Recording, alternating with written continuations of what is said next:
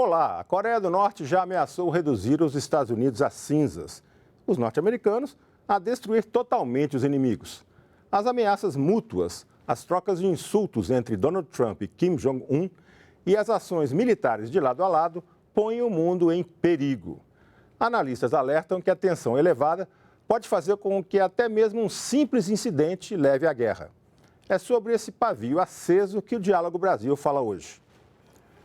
Para analisar essa situação, está aqui com a gente o professor de Relações Internacionais da Universidade de Brasília, Juliano da Silva Cortinhas, e também o jornalista Renato Alves, do Correio Brasiliense. Renato passou 10 dias sob o regime da dinastia que comanda a Coreia do Norte há quase 70 anos. Sejam bem-vindos. Renato, em primeiro lugar, por que é que você quis ir para a Coreia do Norte e o que você teve que fazer para chegar lá? Todo mundo me questiona isso, por que eu inventei essa aventura, né? Na verdade, é um projeto pessoal, que ainda é um projeto pessoal, que começa com um livro e agora vai terminar em um livro. Eu tenho 2 livros publicados, são livros reportagens, que é o Caso Pedrinho e O Povo da Lua, e descobri o gosto por escrever livro. E aí eu queria um tema que pouco explorado no Brasil por jornalistas brasileiros. E fui pesquisar sobre a Coreia do Norte. Eu vi que nenhum jornalista brasileiro escreveu sobre a Coreia do Norte. Então, há um ano, eu comecei a pesquisar muito sobre o país, a ler muito, ouvir pessoas que já estiveram lá, e comecei a escrever esse livro. Só que ele não existiria se eu não fosse a Coreia do Norte. E certamente o Brasil sabe muito pouco a respeito da Coreia do Norte, né? Eu tenho certeza de que esse nosso programa hoje vai ajudar a ampliar bastante esse conhecimento, porque é muito pequeno. É essa certeza, né, que me levou a querer tocar esse projeto à frente e escrever esse livro, porque a visão que a gente tem da Coreia do Norte é a visão das agências estrangeiras, né? Que, para mim, é uma visão muito limitada e muito importada dos americanos, dos europeus. E frequentemente manipulada. Sim, assim como a Coreia do Norte manipula a informação lá, os estrangeiros manipulam também. Então, eu queria, assim, uma visão de um brasileiro, de um jornalista brasileiro, com o nosso ponto de vista, né, da nossa realidade, e tentei ir desprovido de preconceitos, e assim que eu fui. Foi difícil conseguir essa autorização, foram 6 meses de negociações. Eu tive que ir à embaixada, como jornalista eu não poderia entrar lá de uma maneira simples, como é para turista. Por incrível que pareça, turista entra lá de uma maneira mais fácil, via agências na China que vendem pacote de turismo para 4 épocas do ano, mas jornalista não. Poucos jornalistas conseguem entrar, poucos pedem, menos ainda conseguem entrar. Norte-americanos mesmo eu duvido que consigam entrar lá, um ou outro talvez, muito esporádico. E creio que facilitou muito a questão do fato do Brasil ter uma embaixada, né? Nós somos o único país da América do Sul que tem uma embaixada em Pyongyang e o segundo das Américas, que Cuba também tem uma embaixada lá.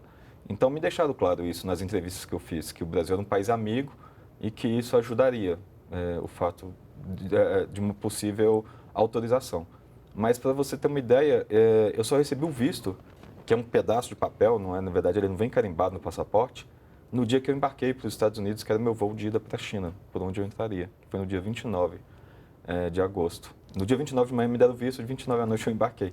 Então fui quase sem saber se realmente eu entraria naquele país. Ótimo, uma coisa bem recente, nós vamos ter então visões bem fresquinhas a respeito da Coreia do Norte. Mas antes de entrar na questão da tensão da Coreia do Norte com os Estados Unidos, vamos ver uma reportagem sobre o duelo entre Donald Trump e Kim Jong-un, 2 líderes de estopim curto.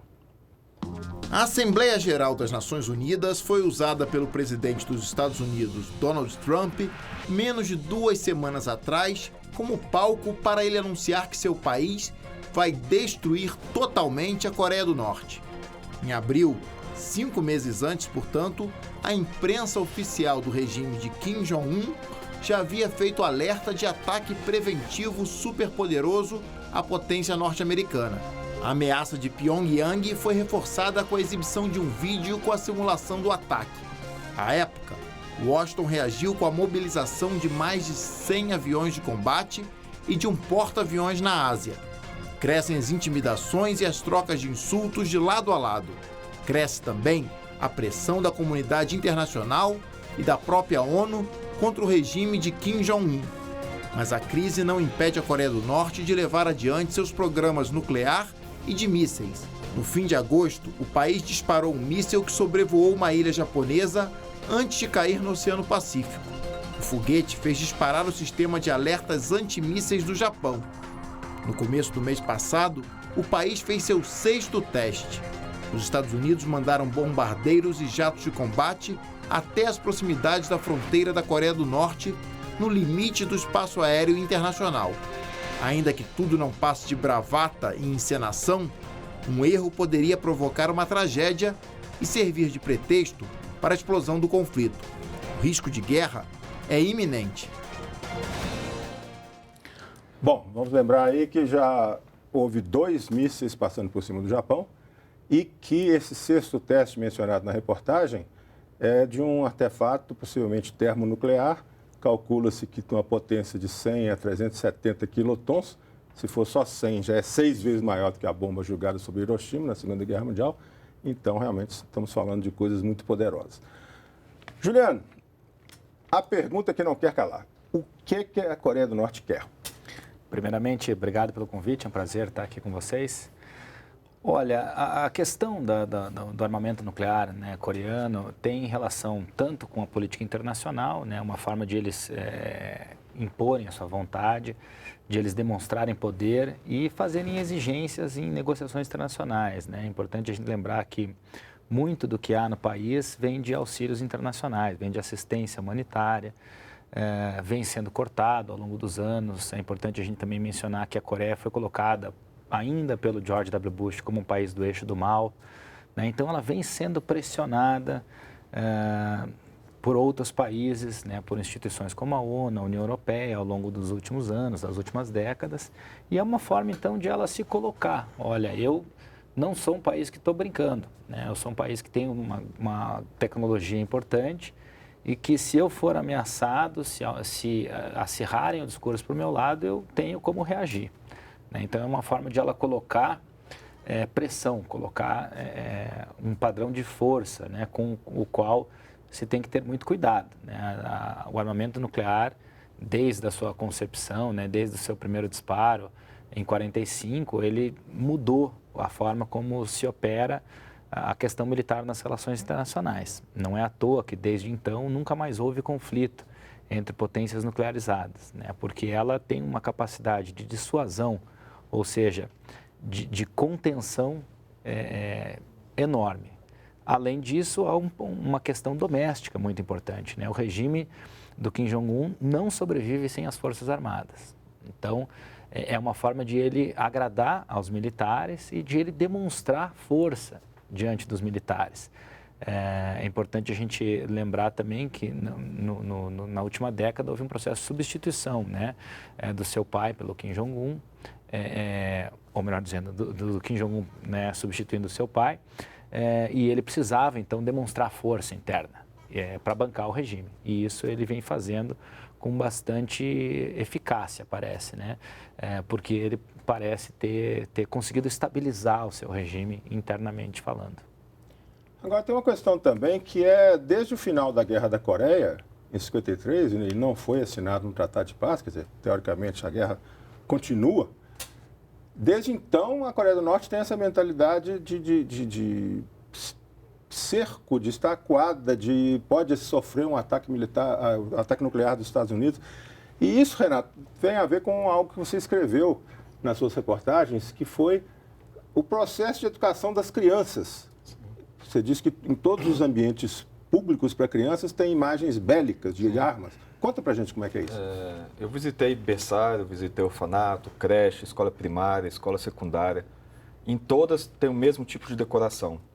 Nos corredores, no caso do espaço dedicado a bebês, as crianças mais novas, são bichinhos, que tem, como em qualquer escola aqui no Brasil, só que esses bichinhos estão armados, são soldados coreanos, bem fortes, com armas bem potentes, ou ameaçando ou mesmo atirando em ratinhos, que seriam os sul-coreanos, os americanos ou os japoneses. Isso eu ouvi também em canção, que foram traduzidas para mim pelo meu intérprete. Eu fui recebido em salas de aula, que as crianças estavam cantando, batendo palma, e achava, era bonitinho aquilo, parecia. Eu tenho uma filha de 4 anos, lembrava a sala da minha filha de 4 anos. Só que eu sabia que não tinha nada de bonito naquela história, e isso me fazia muito mal, inclusive. Porque eu sabia que elas estavam ali para representar para mim. E ali, aquela canção falava da questão bélica, de como eles tinham que se armar, de como o líder é muito bom, de como o líder leva o país a um outro patamar. E essas canções falam da bomba. Inclusive, eu tive uma apresentação de dedicada a um grupo enorme, né? Mais de 1.000 pessoas, num teatro belíssimo, num espaço que é dedicado a atividades extracurriculares para crianças muito especiais na Coreia do Norte, que são orgulhos do regime. Ali estão os melhores dançarinos, os melhores cantores. E eu fui na apresentação final deles.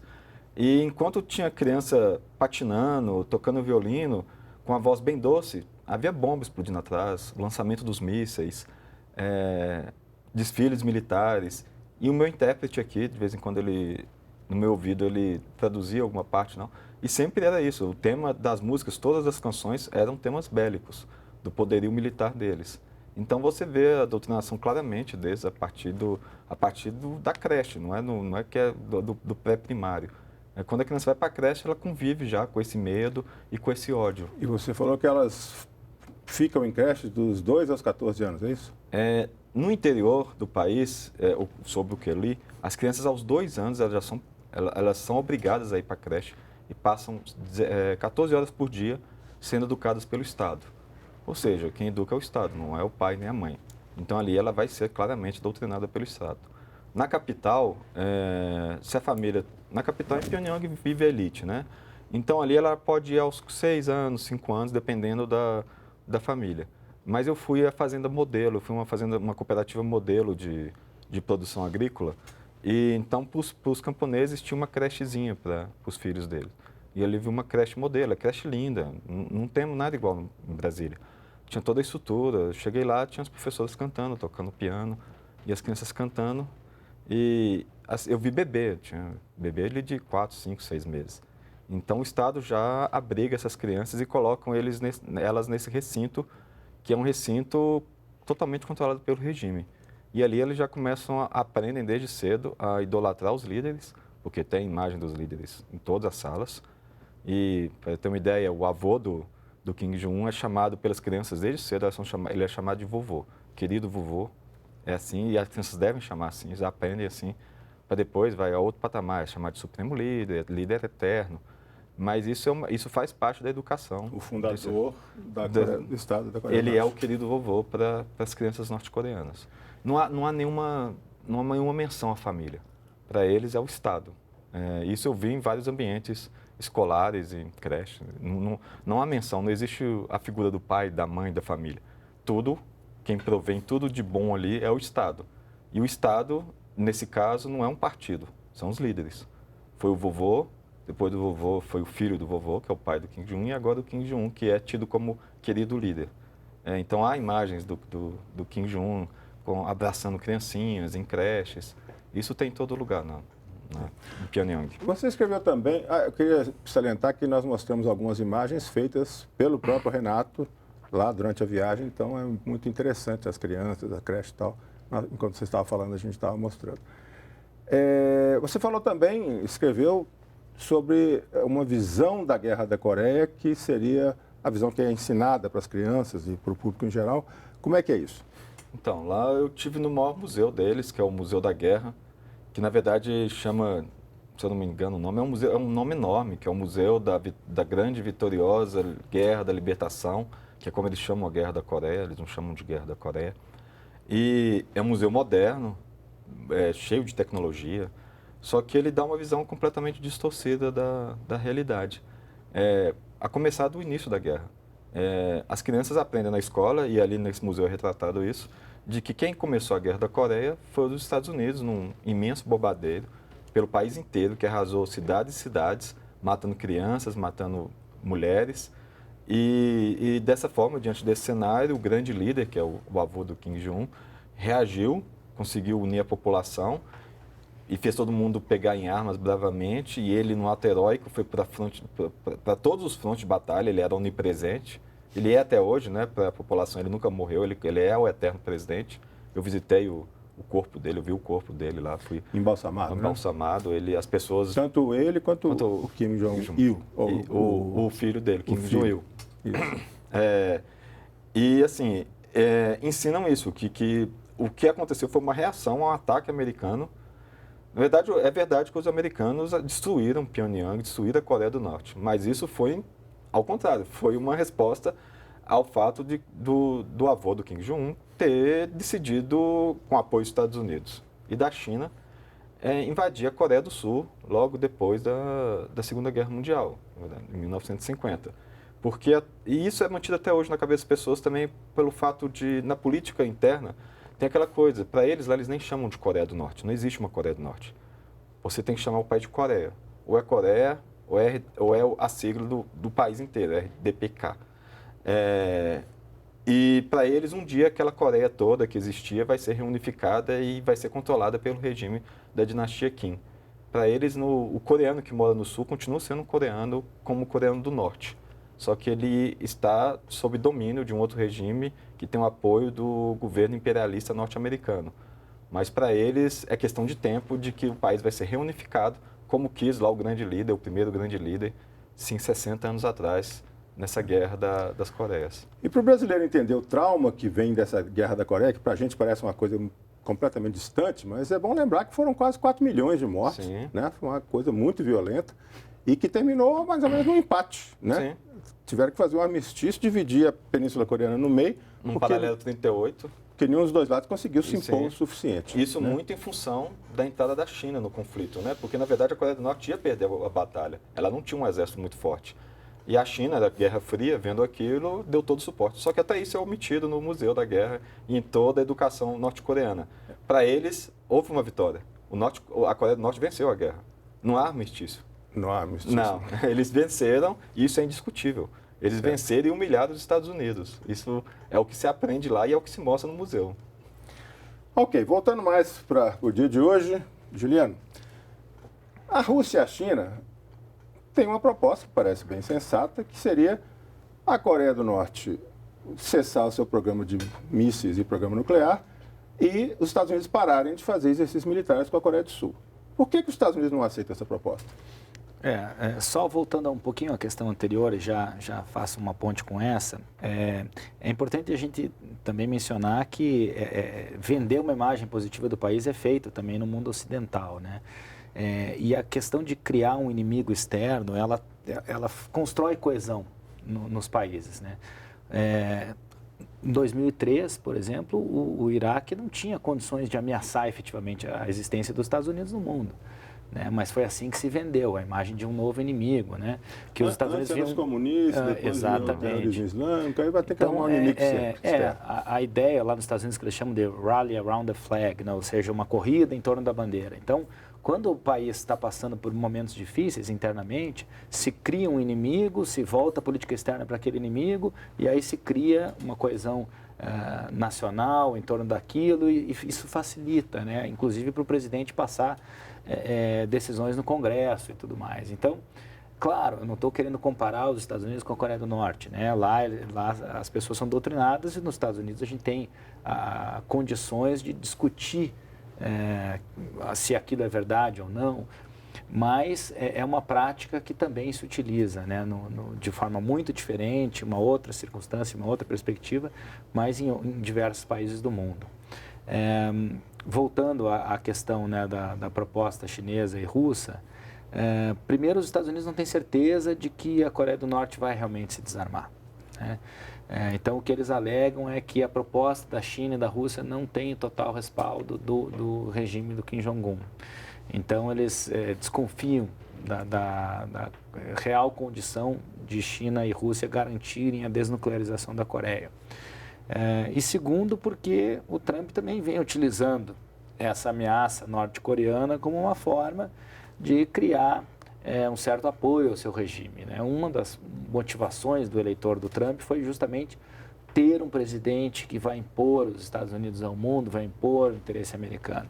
Então, o Trump também, de certa forma, utiliza, né, essas ameaças internacionais como uma forma de mostrar força, de mostrar que eu sou o cara que vou para a televisão e vou dizer que vou arrebentar com tudo, né?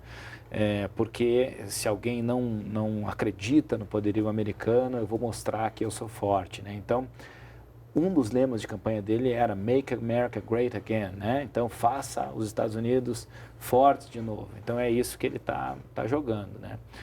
Os dois estão apostando muito alto, né? Então, quando há apostas muito altas de lado a lado, a gente aumenta o risco de conflitos, né? Então, é difícil a gente imaginar onde isso vai chegar.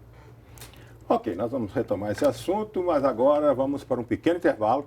Não saia daí, a gente volta rapidinho.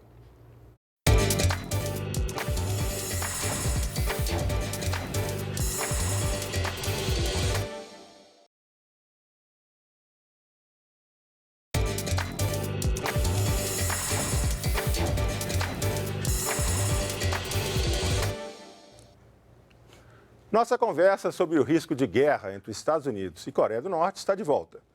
O cientista político e especialista em Ásia das Faculdades Integradas Rio Branco, Alexandre Uehara, nos mandou um vídeo sobre o risco de um incidente provocar a guerra. Eu entendo que é um motivo sim, de preocupação pelo fato de nós termos hoje 2 países que têm pelo menos o potencial de armas nucleares. Os Estados Unidos com certeza tem armas nucleares e a Coreia do Norte neste momento já deu demonstrações de que tem a tecnologia para isso. Além disso, temos tanto nos Estados Unidos quanto na Coreia do Norte 2 líderes que se mostraram bastante perigosos, pelo menos nas últimas semanas temos visto aí uma escalada nos seus discursos, na retórica, o que é preocupante, uma vez que nesses exercícios que a Coreia do Norte vem fazendo, caso haja algum incidente, será muito difícil para o Kim Jong-un dizer que foi um acidente ou um incidente e não um ataque. E aí, acontecendo um evento como esse, é muito provável, existe um potencial muito grande que se inicie um conflito e depois, para se parar esse conflito, seria muito difícil.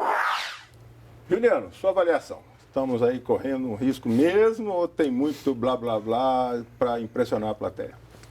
Eu acho que um pouco dos dois, né? O risco existe.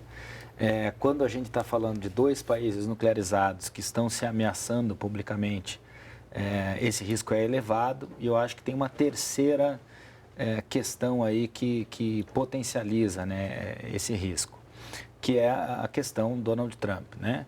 O regime norte-coreano é um regime estável, né, em termos de que a linha que segue o Kim Jong-un é uma linha próxima da linha do seu pai, do seu avô.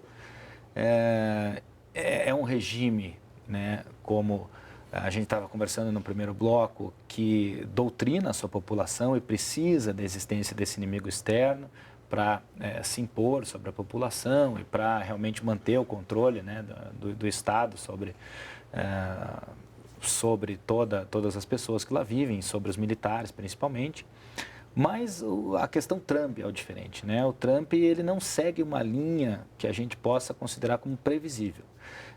Ele não é um presidente comum. É a primeira vez, talvez, na história dos Estados Unidos em que a gente tem alguém que não se filia a uma corrente de política externa específica. Ele mesmo falou que os Estados Unidos eram, você usou a palavra, ele não é previsível, ele disse que não devia ser, que os Estados Unidos eram muito previsíveis no tabuleiro internacional na época do Obama e que, portanto, era preciso menos previsibilidade. E ele está cumprindo, né? Aliás, tem gente que diz que ele está seguindo a teoria do louco, fingir que é louco para assustar o adversário. Você acha isso mesmo? Exatamente, né? Ele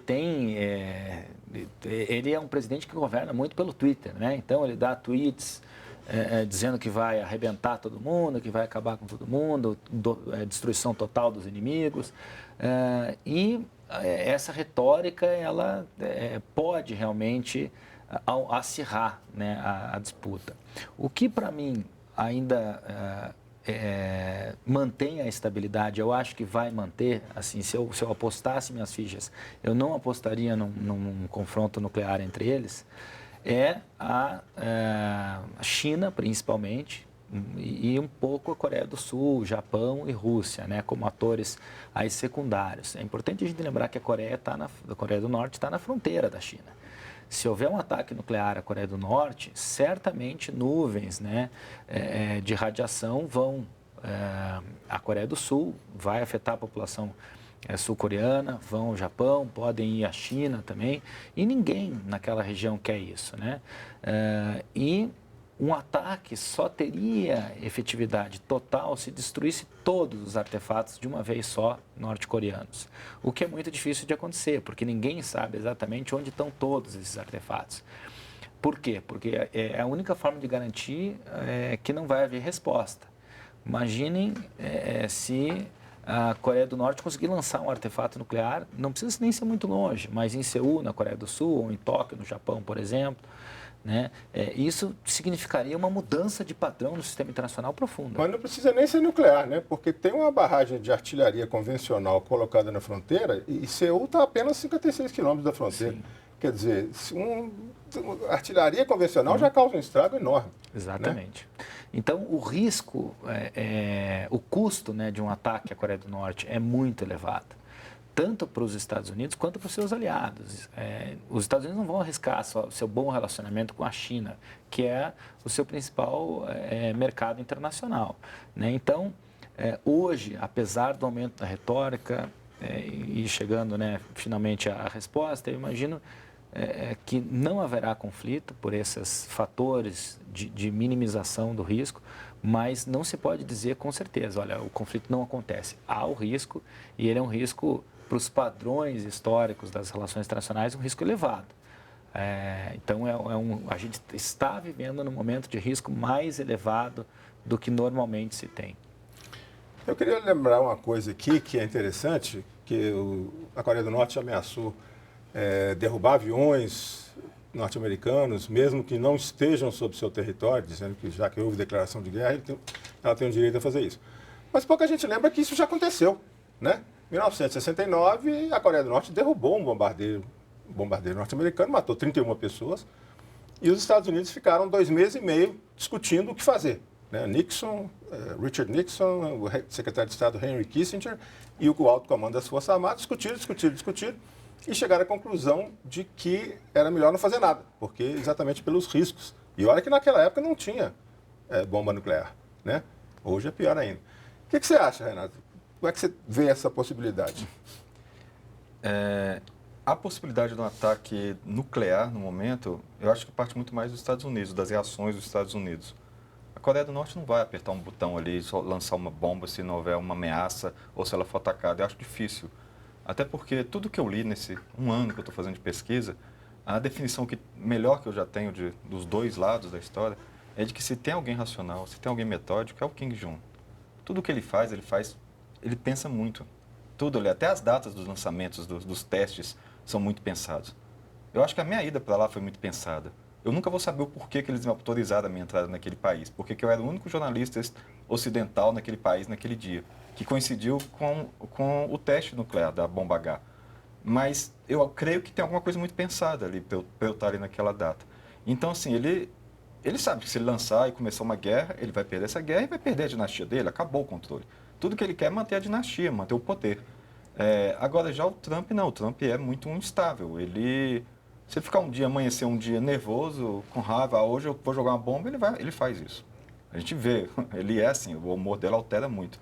Ou se houver uma pressão muito grande da indústria armamentista americana sobre ele vai fazer isso. Ou se ele precisar disso para elevar o conceito dele perante a opinião pública americana, que está muito ruim, talvez ele haja assim. Então, eu espero muito mais que haja uma ação impensada ali norte-americana do que norte-coreana. A Coreia do Norte, eles pensam muito, eles são muito racionais. Eles podem fazer alguma coisa menor, como um sequestro de algum navio americano, de algum navio menor americano, ou derrubar um avião americano, mas o lançamento da bomba em si, eu acho que seria uma coisa partiria muito mais de uma reação de um ataque americano do que uma ação deliberada norte-coreana, desculpa.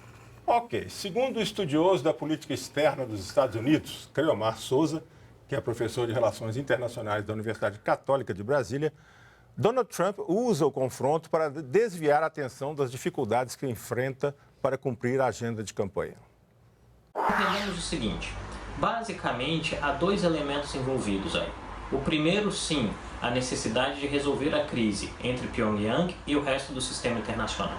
Mas, de outro lado, não se deve tirar de escopo a dificuldade que o presidente americano tem até o atual momento de levar uma agenda própria em termos de relação com o Congresso e de entrega de promessas de campanha.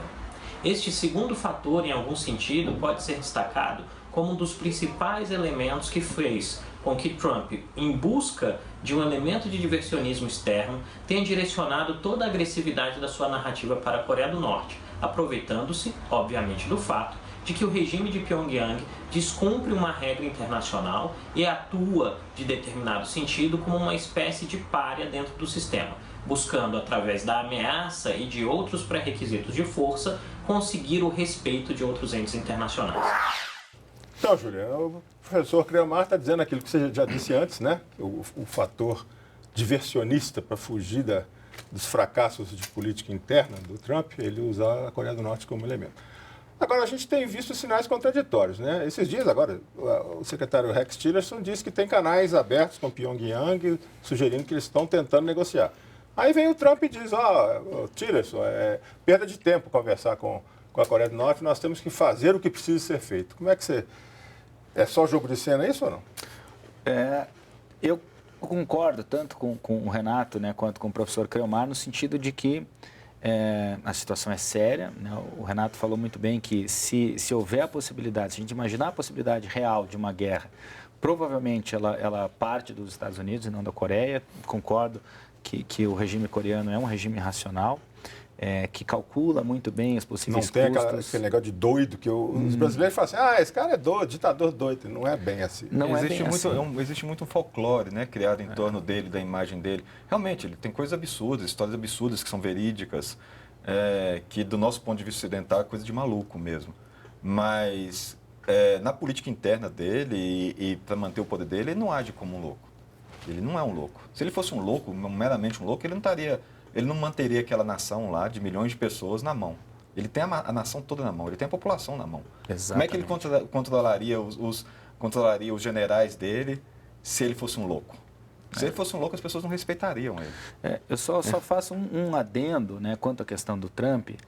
Por que eu, né, há pouco disse que aposto que não haverá guerra? Porque, no caso americano, o presidente não tem essa capacidade decisória tão grande quanto no caso da Coreia do Norte. Então, por mais que o Trump seja uma pessoa altamente instável, para lançar, né, um ataque, ele precisaria coordenar muito bem com as instituições americanas, que sim seguem um padrão histórico, que são o que mantém a estabilidade naquele país, né? Então, Forças Armadas, todo o seu arcabouço, né, institucional, tendem a segurar, né? O Trump, mesmo que ele queira, Congresso e Forças Armadas tendem a manter uma certa estabilidade lá. Então, diferentemente do Kim Jong-un, o Trump não governa sozinho, né? Não governa a partir do seu próprio Twitter, né, das suas ideias.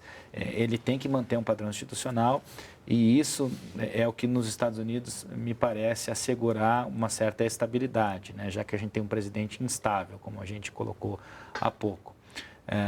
Então, a gente tem na Coreia do Norte um líder que tem uma concentração de poder muito grande, mas mantém uma certa racionalidade, e do lado dos Estados Unidos um presidente mais instável, mas que precisa atender a vários padrões institucionais que, de certa forma, freiam, né, os seus rompantes. Então, é por isso que eu aposto ainda na não existência de um conflito, ao menos no curto e médio prazo. Para o longo prazo, é muito mais difícil de fazer previsões. Mas eu acho que a gente sempre tem que trabalhar com a imprevisibilidade. Sim. Num teste desse de míssil de longo alcance, médio alcance, em vez dele passar por cima de uma ilha japonesa, ele cair na ilha japonesa, aí começou o conflito. Muda tudo. E isso pode acontecer. Exatamente. Renato, voltando um pouquinho à sua viagem. Você, pelo que você escreveu, você ficou bem impressionado com a capital Pyongyang, não é isso? Sim. É muito diferente daquela imagem que a gente tem de que seria uma capital decadente, com as pessoas com roupas maltrapilhas. E não é. Eu já vinha lendo sobre isso, na verdade. O Kim Jong-un tem investido muito na capital, ele tem destinado muito do recurso do país, além da bomba. Ele destina para a capital porque ele transformou a capital numa vitrine do seu regime. Então, há muitas coisas modernas na capital. Algumas coisas questionáveis que para ele são modernas e para a gente já nem tanto, que seriam coisas dos anos 80, 90. Mas há uma construção civil em andamento, há pessoas bem vestidas, lógico, no padrão norte-coreano. Você não vê mendicância. Por outro lado também, você vê ali coisas muito estranhas. Em 10 dias de Coreia do Norte, Pyongyang tem 2,8 milhões de habitantes. É a população do Distrito Federal. Nesses 10 dias, eu não vi ninguém machucado. Eu não vi ninguém com uma síndrome de Down. Eu não vi nenhum portador de necessidades especiais. Eu não vi ninguém sequer com um mero curativo, mancando na rua, usando muleta. Então, é uma coisa muito estranha isso. Você vê, há um exagero da perfeição norte-coreana ali. O que, para mim, corrobora para a hipótese de que pessoas que nascem com deficiência na Coreia do Norte simplesmente são mortas ao nascer. Porque é muito difícil Mas uma você tem capital... alguma evidência disso? Eu não, mas a ONU já denunciou a Coreia do Norte mais de uma vez. De que as pessoas nascem são ou mortas ou são mandadas para um tal de um hospital, que se eu não me engano o número dele é Hospital 20 alguma coisa, porque lá tudo é em número, o número do presídio do hospital, para experimentos. Porque vamos combinar, numa cidade de qualquer lugar do mundo, com 2,8 milhões de habitantes, não tem ninguém doente, não tem um portador de necessidades especiais, não tem um cego, não tem ninguém com uma síndrome de Down. E a cidade inteira não tem nenhuma, mesmo com construções modernas, e nenhuma construção moderna, inclusive no hotel que eu fiquei, que não é tão moderno, mas é um hotel decente, não há nenhuma acessibilidade, não há preocupação com isso. Eu fui ao maior hospital pediátrico, que é um orgulho do regime do Kim Jong-un, foi ele que inaugurou, e eu não vi criança doente no hospital pediátrico. Eu fiquei lá 2h30, não chegou uma ambulância, não saiu nenhuma ambulância. Não entrou na maca, não saiu nenhuma maca. Eu não vi nenhuma criança chorar no hospital. E me disseram que estava cheio de criança internada ali. E me levaram para uma sala de fisioterapia, e quando eu cheguei lá, tinham 2 crianças que estavam andando, normal. Não tinha, para mim, elas não tinham, não era questão de deficiência, elas não tinham nada de comprometendo a locomoção, não precisavam estar naquela sala. Então, há coisas muito estranhas em Pyongyang. Ela não é só a vitrine do regime, ela é feita para ser uma cidade perfeita. E perfeição não existe, a gente sabe disso, em nenhuma sociedade. Ok, nós vamos para o último intervalo, daqui a pouco a gente está de volta.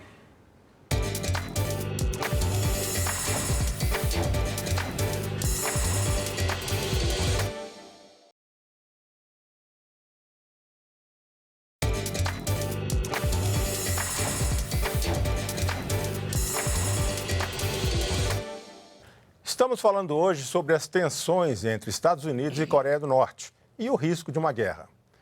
Um risco potencial para a população civil numa eventual guerra com a Coreia do Norte é analisado pela professora da Escola de Guerra Naval, Sabrina Medeiros. Ela é doutora em Ciência Política e mestre em História Social. Vamos conferir o que ela diz.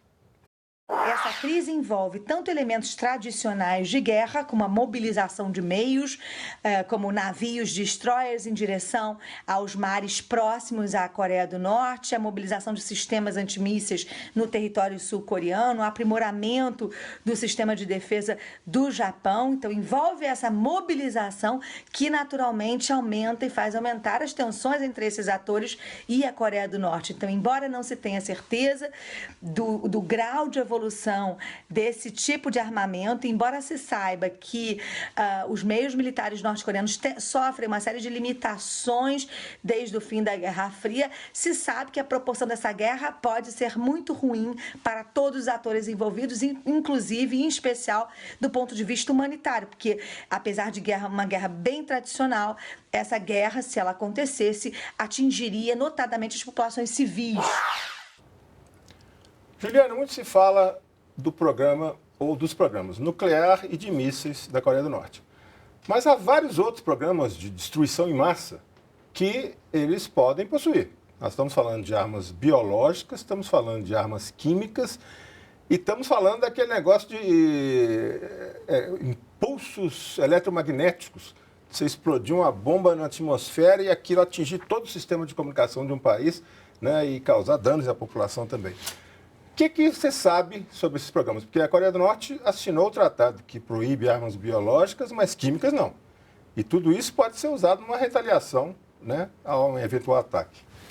As consequências de uma possível guerra seriam desastrosas, né? Não só para as populações asiáticas, mas para a comunidade internacional como um todo.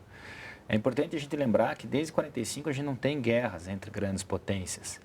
E essa pode se tornar uma guerra entre grandes potências se for iniciada, né? Por quê? Novamente pela questão de que a China está presente ali na região. O Japão está presente, né? Como a professora estava colocando, a gente não está falando só de Coreia do Norte e Estados Unidos, a gente está falando de 2 países que são hoje chaves, né, para o sistema internacional, 2 regiões chave, né? A Ásia e a América do Norte. Então, eu não consigo perceber um conflito entre Estados Unidos e Coreia do Norte sem que haja uma participação direta dos chineses também. Na Guerra da Coreia nos anos 50, os chineses participaram ativamente, né? O Renato estava comentando no início a importância da participação da China, né? Que recolocou a fronteira no paralelo 38, quando, na verdade, as tropas americanas, né, depois do início do conflito, chegaram à fronteira chinesa, os chineses retomaram toda a Coreia do Norte e aí se estabeleceu o armistício. Então, a China, quando houve engajamento militar ali, participou diretamente, né? Eu não consigo imaginar uma guerra nuclear sem a participação da China. E se a China se engaja num conflito como esse, as proporções são inimagináveis. Mas como é que nós podemos ver o papel da China hoje? Ela aceitou sanções da ONU contra a Coreia do Norte e recentemente deu uma ordem para que empresas norte-coreanas que estejam em seu território fechem as portas. O que significa? A China está indo junto com a visão mais ocidental ou mais ou menos? Como é que você vê isso? Mais ou menos, né? A China é o fiel da balança. A China é o estabilizador dessa questão, né? Por quê? Porque os Estados Unidos, de novo, né? A China é quem tem um parâmetro para negociar com os Estados Unidos. A China é quem pode realmente frear em termos internacionais, né? Além das instituições domésticas sobre as quais a gente já conversou, a China internacionalmente é quem tem um patamar suficiente para frear os Estados Unidos.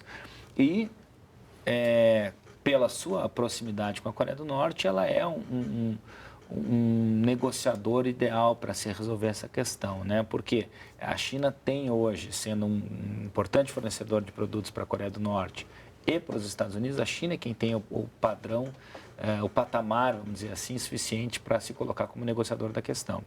Então, eu acho que hoje o fiel da balança é a China, né? O ator central para a gente entender toda a questão é a China, né? E a China, ela está tentando se colocar, se afastar um pouco da Coreia do Norte e colocar uma pressão também sobre o líder norte-coreano, de modo a tentar minimizar a questão, né? Porque um conflito armado ali naquela região para os chineses seria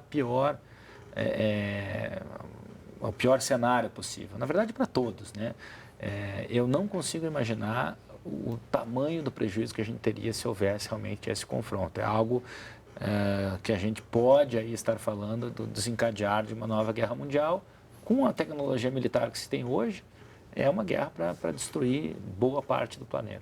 Várias vezes. A contagem fica assim, a gente tem arma para destruir tantas vezes, como se fosse possível, né? Tantas vezes, uma só resolve. Exatamente.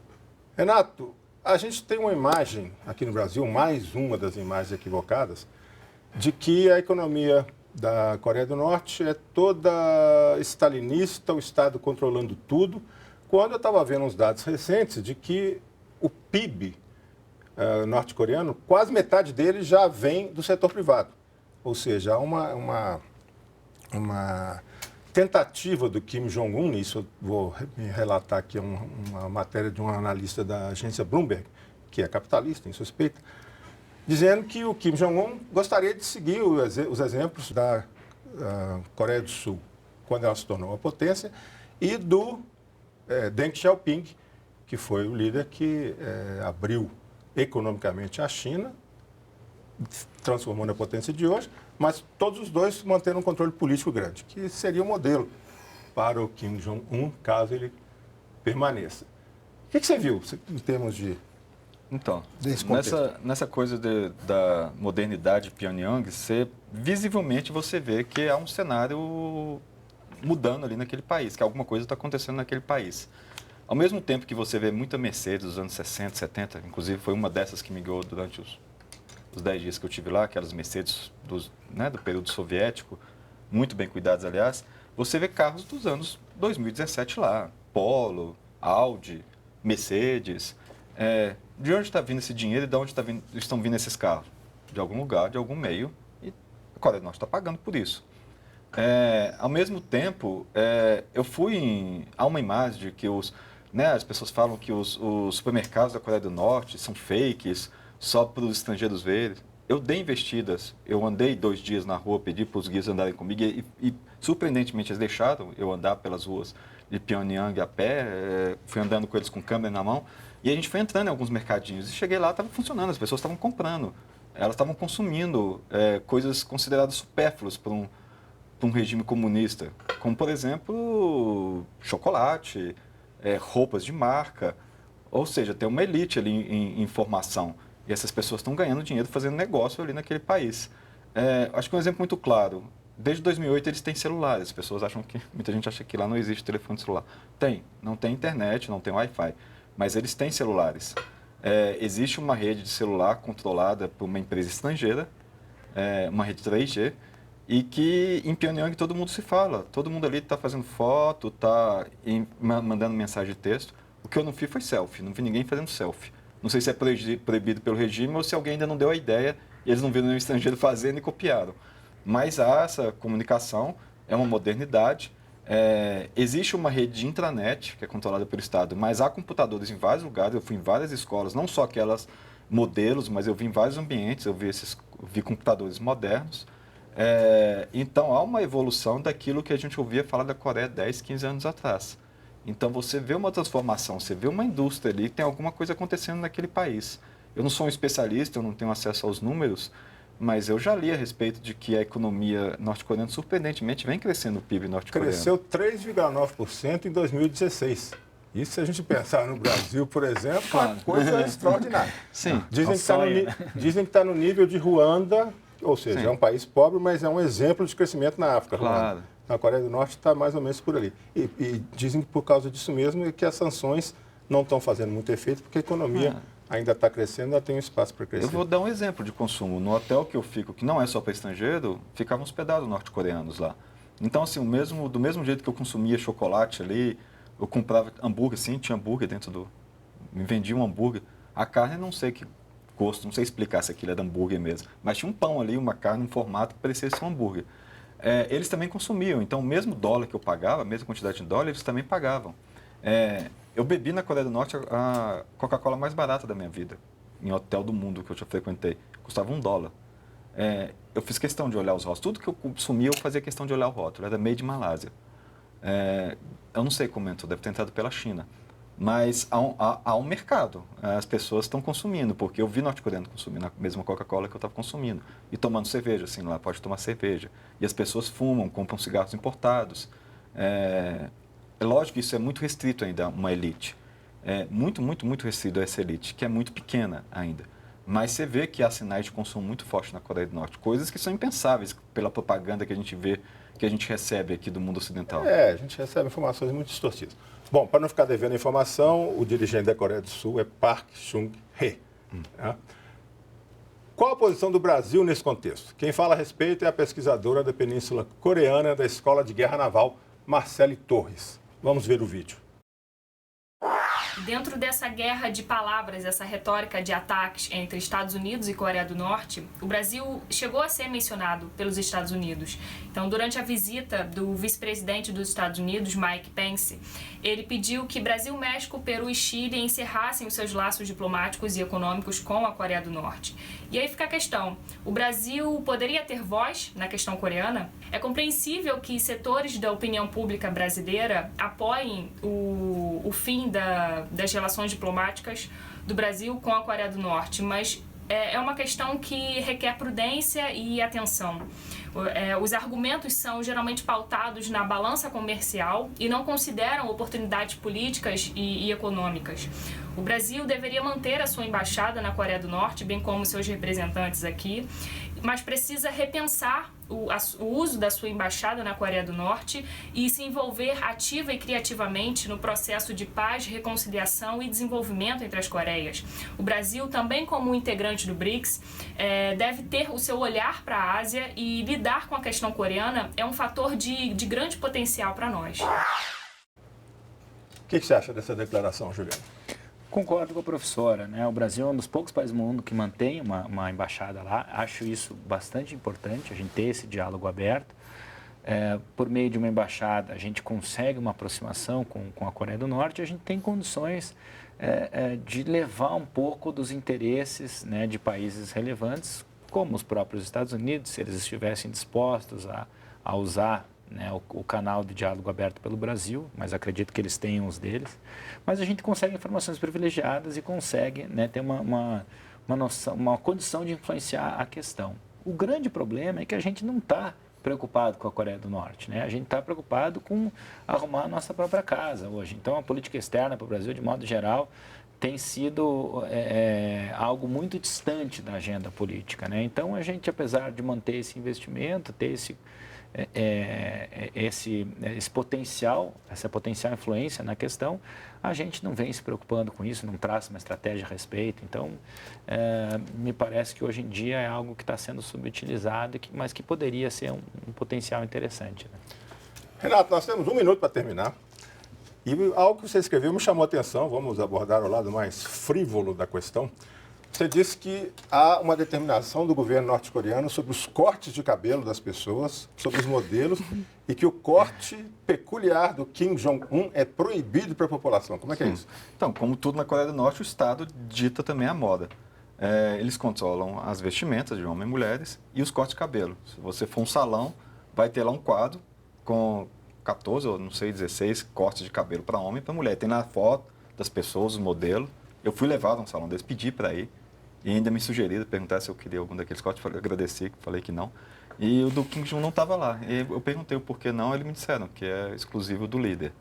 Mas houve um tempo, não sei se foi 2011, 2010, que ele obrigou todo universitário a ter um corte de cabelo igual o dele. Mas durou 1 ou 2 anos essa determinação. Então varia. A última coisa, a resposta sim ou não? Você disse que permitiram a sua entrada no país porque você vinha de um país amigo. Você acha que eles te consideram um amigo agora ou não? Acho que não. Não, ok. A nossa conversa chegou ao fim. Eu agradeço as participações do professor de Relações Internacionais da Universidade de Brasília, Juliano da Silva Cortinhas, e também do jornalista Renato Alves, do Correio Brasiliense. E muito obrigado pela presença de vocês. Se você quer saber mais sobre o programa, entre no site da TV Brasil. O Diálogo Brasil volta na segunda que vem, às 10 da noite.